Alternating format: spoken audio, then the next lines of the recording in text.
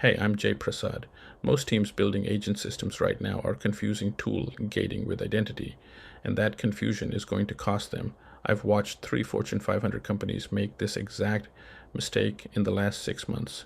They adopt MCP or a similar tool gating approach, declare identity solved, and move on. 2 months later, a security audit or compliance review forces them to retrofit proper identity layers under pressure. The problem isn't MCP. The problem is assuming MCP does something it was never designed to do. What does MCP actually do? It narrows the tool surface. It controls which tools a runtime is allowed to call.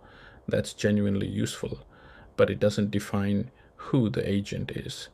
It doesn't establish whether the agent is acting on behalf of a specific user, and it has zero authority over what the target system permits once a call arrives. Those are fundamentally different questions, and they need fundamentally different answers. Think of it as a left to right flow with 3 distinct layers.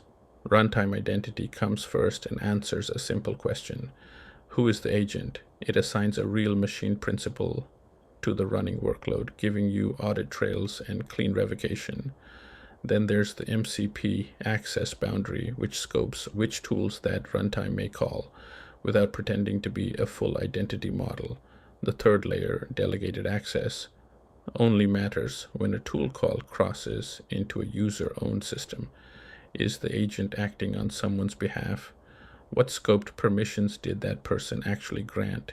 The target system still has final say. So why does collapsing these layers into one vague notion of access cause so much damage? Because you lose the ability to answer basic questions after something goes wrong. Which principal made the call? Was it acting autonomously or on behalf of a user? Did the target system independently authorize that action?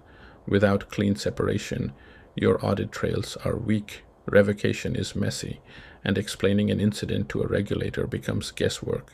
Here's the thing, each layer looks redundant until it isn't. Runtime identity feels unnecessary when MCP is already gating tools.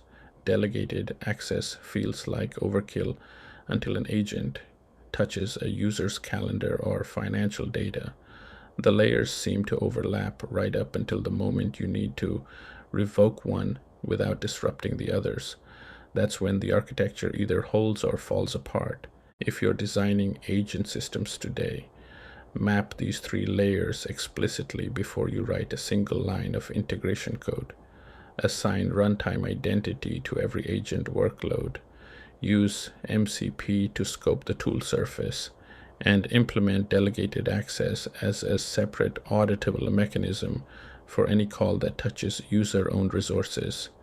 Getting this right now saves you the painful retrofit I keep watching other teams go through. So why wouldn't you?